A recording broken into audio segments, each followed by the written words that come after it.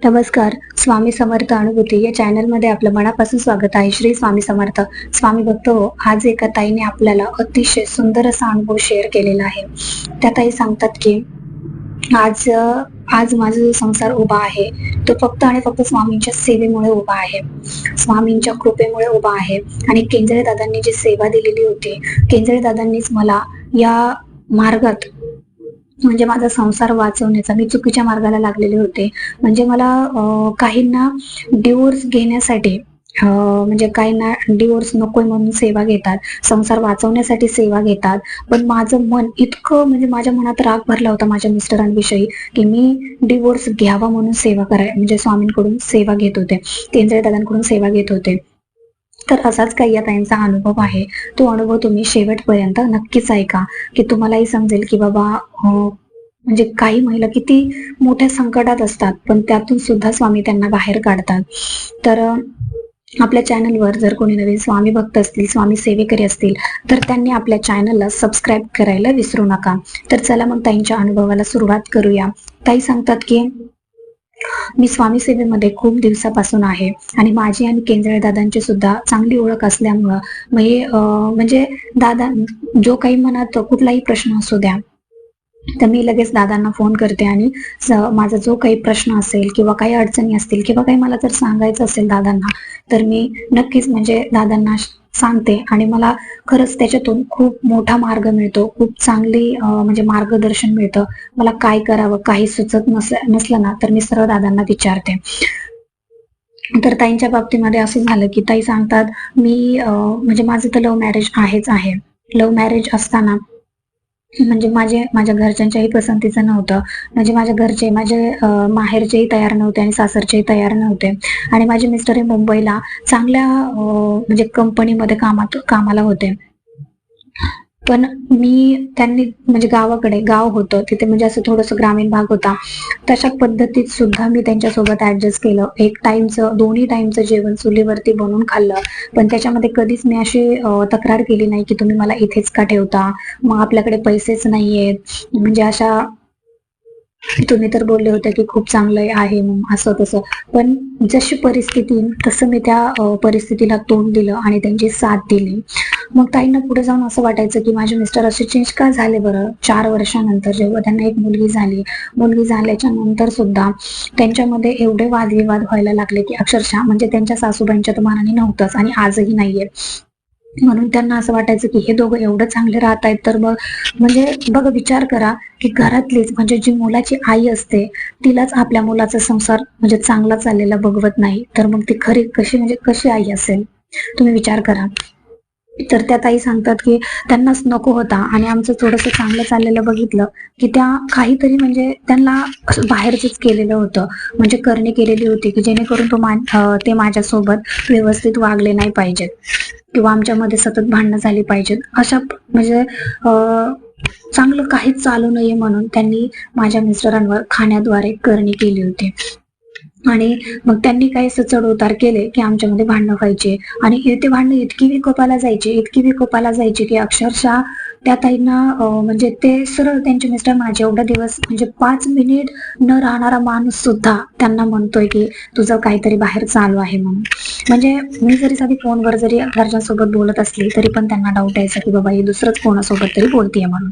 तुम्ही विचार करा, जर एखाद्या नवऱ्याच्या मनामध्ये जेव्हा तुमच्याबद्दल असा वाईट विचार येतो, वाईट शंका येतात, तेव्हा खरंच बाई पूर्ण म्हणजे त्या बाईचं सगळं काही नवरा असतो आणि जेव्हा नवऱ्याच्या मनामध्ये आपली इमेज खराब होते ना, तेव्हा ते दुःख एक स्त्री जाणू शकते. म्हणजे आपली चूक नसताना सुद्धा आपल्याबद्दल त्याच्या मनामध्ये असं का यावं, म्हणजे आपण प्रामाणिक असून सुद्धा जर त्याला असं काहीतरी वाटत असेल तर तो त्याचा दृष्टिकोन आहे किंवा त्याला कोणीतरी भरवलं होतं. आणि दादांनी सांगितलं होतं की तो तसा नाहीये, तो तुझ्यावरती खूप प्रेम करतो, त्याला ते भरवलेलं आहे, त्याला कोणीतरी सांगितलंय म्हणून तो पूर्णपणे बदललेला आहे म्हणून. तर ते खरंच तसं होतं, ते दादा तसे नव्हते. तुम्ही विचार करा की 5 मिनिट न राहणारा नवरा तर एवढं काही कसं काही करू शकतो, म्हणजे असं कसं बोलू शकतो की तू अशीच आहे, तू तशीच आहे. आणि त्याच्यावरून जवळजवळ त्यांचे 6 ते 7 महिने झाले भांडणं चालू होते. आणि ताई आता हा रिसेंटली अनुभव आहे ताईंचा, म्हणजे 1 महिन्यापूर्वी ताई त्यांच्या माहेरी आलेल्या होत्या. आता पूर्णपणे 1 महिना माहेरी आल्यावर त्यांच्या शेजार पाजारांचे तिकडचे सासरचे लोक विचारायचे की बाबा तुझी बायको कशी येत नाहीये, कशी येत नाहीये. तर त्यांच्या नवऱ्याकडे सांगायला उत्तर नव्हतं. तर तिला पण, त्या ताईंना पण फोन यायचे की तू कुठे आहेस, कशी आहेस, का तू माहेरी गेलीस असं. तर त्या ताईंनी फक्त एकच उत्तर सगळ्यांना सांगितलं की माझी तब्येत बरोबर नाहीये म्हणून मी माहेरी आली म्हणून. आता जर लोकांना खरं कारण सांगितलं तर लोकांचं कसं असतं, जेव्हा दुसऱ्यांचं वाईट झालेलंच लोकांना चांगलं पचतं. म्हणजे जर आता लोकांना माहिती पडलं की बाबा यांच्या दोघांमध्ये वादविवाद होत आहेत, ह्यांचं जमत नाहीये, तर लोकांना आनंदच आहे. म्हणून ताईंनी खरं कारण सांगितलं नाही. त्यांनी सांगितलं की बाबा माझी तब्येत बरोबर नाहीये म्हणून मी माहेरी आहे. आणि अगदी तेच खरं आहे. जेव्हा आपण लोकांना खरं कारण सांगतो तेव्हा लोकांना ते पचत नाही. म्हणजे थोडक्यात काय तर एखाद्याचं दुःख चाललेलं असेल ना, तर ते दुःखावर मीठ कसं चोळायचं, जखमेवर मीठ कसं चोळायचं हे लोकांना चांगलं समजतं. आणि जेव्हा चांगलं चाललेलं होतं तेव्हाही लोकांना जमलं नाही. काहीतरी करून वाईट साईड नजरा लावून करणे करून ते आमचं नातं पूर्णपणे म्हणजे थोडक्यात नजर लागली आणि आमच्यात भांडणं होऊन आम्ही असे टोकाचे निर्णय घ्यायला पात्र झालो होतो. अक्षरशः ताई दिवस दिवस एवढा विचार करायच्या की त्या डिप्रेशन मध्ये गेल्या होत्या, पूर्णपणे लिटरली डिप्रेशन मध्ये गेल्या होत्या. त्यांना समजतही नव्हतं की त्या काय करतायत आणि त्यांना एक मुलगी आहे हे पण त्या पूर्णपणे विसरून गेल्या होत्या. म्हणजे त्यांच्या मनामध्ये फक्त एकच होतं, त्यांचे मिस्टर जरी त्यांच्या समोर आले तरी त्यांचा इतका पारा चढायचा की अक्षरशः त्यांची तळपायाच्या मस्तकाला गेल्यासारखं व्हायचं. इतका प्रचंड राग होता त्यांच्या मनामध्ये, इतका राग होता. आणि त्यांना असं वाटायचं की मी जर डिवोर्स घेतला तर मी आणि माझी मुलगी राहू शकतो, काही हरकत नाहीये, राहू शकतो, म्हणजे मिस्टर आणि मीना पण राहू शकतो. पण जेव्हा त्यांना असंच आपल्या चॅनलचे व्हिडिओ बघता बघता ताईंना केंजळे दादांचा नंबर मिळाला. केंजळे दादांचे व्हिडिओज बघितले त्यांनी आणि अर्थातच ताईंची आणि केंजळे दादांची ओळख होती. मग ताईंना कुठेतरी असं वाटलं की बाबा आपण सगळे प्रश्न दादांना सांगतो, त्यातून काहीतरी मार्ग काढतो, आपण सेवा करतो, मग आपण हा पण प्रश्न एकदा मांडून बघू दादांना, एकदा विचारून बघू. काही जर चांगलं होत असेल तर ठीक आहे, नाहीतर मग आपण हा विषय पूर्णपणे संपवून टाकू, असं त्यांच्या मनामध्ये आलं. आणि त्यांनी दादांना प्रश्न विचारला. तर जेव्हा त्या ताई दादांना हे सगळं सांगत होत्या तेव्हा दादांनी त्यांना फक्त एकच सांगितलं की पोरी, तुझा राग तू स्वतः शांत कर, तू रागावर कंट्रोल कर, बाकीचं सगळं व्यवस्थित होणार आहे. आणि 8 दिवसावर बैठक आली होती त्यांची. तर ती बैठकीत असं होणार होतं की फैसलाच डायरेक्ट हा आहे, म्हणजे हो किंवा नाही, म्हणजे तुम्हाला डिव्होर्स घ्यायचा आहे की नाही, किंवा तुम्हाला राहायचं आहे की नाही एकत्र, असं.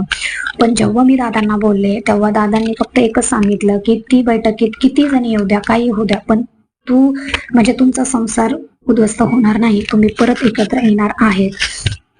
तू थोडं शांत राहा.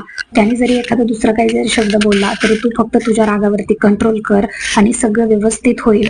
तू असे टोकाचे निर्णय घेऊ नकोस, डिवोर्सचा त्याचा विचार करू नकोस, किंवा मुलीला सेपरेट घेऊन राहायचा पण विचार करू नको. कारण आजच्या समाजामध्ये असं एकटं राहणं खूप म्हणजे खूप घातक तर आहेच आहे. पण जो समाजाची नजर असते आपल्याकडे बघण्याचा जो दृष्टिकोन असतो तो सुद्धा खूप वाईट असतो. आणि कसाही असू द्या पण तो नवरा असतो, आज नाही उद्या आपण एकत्र येणारच असतो. म्हणून तू फक्त तात्पुरत्या क्षणाचा विचार करू नकोस. तू पुढच्या मुलीच्या भविष्याचा विचार कर. तुला नक्कीच म्हणजे स्वामींच्याही मनात नाहीये की तुम्हाला वेगळं करावं. फक्त तुझा जो राग आहे ना तो पूर्णपणे शांत होऊ दे, शांत राहा, तू काही बोलू दे, फक्त शांत राहा, सगळं व्यवस्थित होईल. हे सगळं बोलल्याच्या नंतर त्या ताईंच्या मनामध्ये थोडंसं वाटलं की बाबा म्हणजे दादांसमोर जेव्हा त्या ताई बोलल्या, सगळ्या लहान सहान गोष्टी सांगितल्या, अक्षरशः त्या रडत होत्या हा अनुभव सांगताना सुद्धा. तर त्या ताई सांगतात की मला म्हणजे पूर्णपणे माझ्या मनातले निगेटिव्ह विचार निघून गेले जेव्हा मी दादांना हे सगळं सांगितलं. दादांनी मला पूर्ण स्वामी म्हणजे मार्गदर्शन केलं की बाबा तू हे कर, हे करू नकोस, हे तुझ्यासाठी योग्य नाहीये. तर तेव्हा मनामध्ये कुठेतरी असं वाटायला लागलं की बाबा आपण पण एक चान्स घेऊन बघू, की त्यांना माफ करून बघू. म्हणजे जे 8 दिवसावर बैठक होणार होती ती दुसऱ्याच दिवशी त्यांची बैठक बसली, म्हणजे एका दिवसातच. आणि त्या बैठकीत त्यांचे मिस्टर असे बोलले की तुला मी घेऊन जायला आलोय म्हणून, किंवा मी घेऊन जातोय. आणि अक्षरशः त्यांच्या मिस्टरांनी त्या ताईंना घेऊन जाण्यासाठी स्वामींचं गुरुचरित्राचं पारायण लावलं होतं. म्हणजे तुम्ही विचार करा, जो माणूस कधी स्वामी सेवा करत नव्हता, किंवा एकेकाळी असं होतं की तो स्वामींना मानत सुद्धा नव्हता. मी स्वामी सेवा करत असताना मला नावं ठेवायचा आणि स्वामींची सेवा केलेली त्यांना आवडत नव्हती. पण आजच्या क्षणाला स्वामींपुढे त्यांनी हात पसरवले होते आणि म्हणले होते की मला माझी बायको मला परत मिळू द्या, त्याच्यासाठी मी हे पारायण करतोय म्हणून. त्यांचं पारायणही पूर्ण नव्हतं झालं, त्याच्या अगोदरच स्वामींनी आमची पूर्ण भेट आणून दिली, भेट घडून दिली आणि अक्षरशः परत नेण्याचा सुद्धा त्यांनी निर्णय घेतला.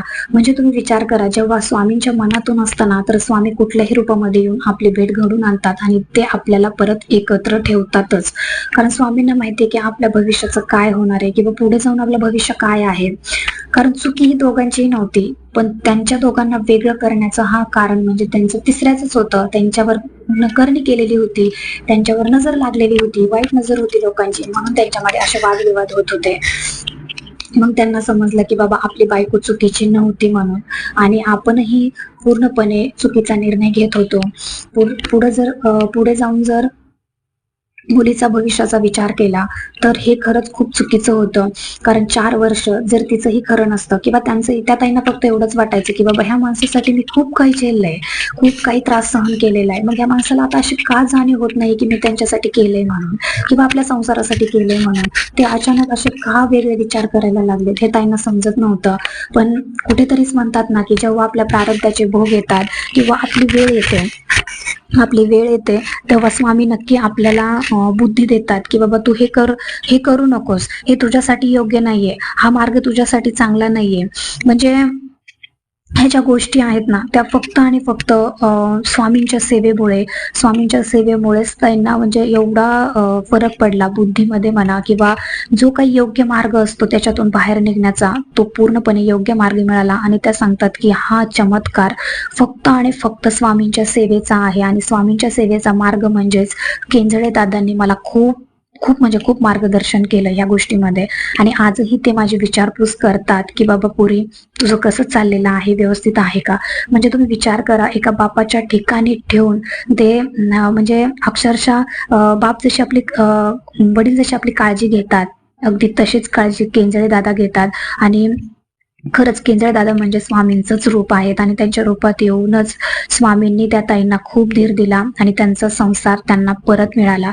हा अनुभव ऐकल्याच्या नंतर तर अक्षरशः माझ्या डोळ्यामध्ये पाणी आलं होतं. त्या ताई सुद्धा रडत होत्या की खरंच मला सुद्धा वाटत नव्हतं की हे असं म्हणजे पूर्णपणे व्यवस्थित होईल म्हणून. मी दुसऱ्यांचे अनुभव ऐकायचे पण वाटायचं की खरंच असतं काही असं, पण नाही. जेव्हा ह्या ताईंच्या तोंडून हा अनुभव ऐकला तेव्हा खरंच वाटलं की बाबा स्वामी आहेत आणि स्वामी अशक्य गोष्ट शक्य करतात. म्हणजे कितीही टोकाचे प्रश्न असू द्या किंवा कितीही टोकाला गेलेला तुमच्या अडचणी असू द्या, दुःख असू द्या, स्वामी त्यातून मार्ग दाखवतात आणि त्या टोकापासून परत येऊन तुमचा नव्याने संसार सुरू करतात.